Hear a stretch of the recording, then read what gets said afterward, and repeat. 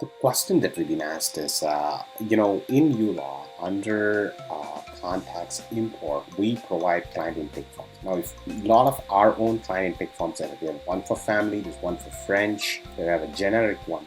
Now, you may not decide to use this, but use your own.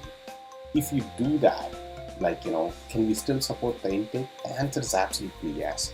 What we've done here is, here's our client, Laurie, who basically wanted to use her form. And what we have done is we basically took her form and loaded it in PDF, and you click on prepare form. This is how you do your DIY.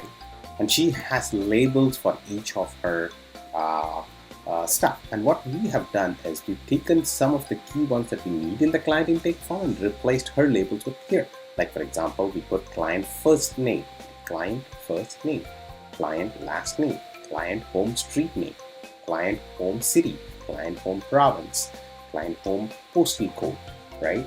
And then client home phone, cell phone, home email. So you could basically put all these tags in a CI form. And if you do that, then you can actually use this to actually intake into our client. So now, rather than using our client intake form, which looks like this, right, which has all these things, and by the way, they have exactly the same tags too. So if you go to prepare form here, right, you will see the tags that we have in our client intake form. You could take these tags, put it in your form.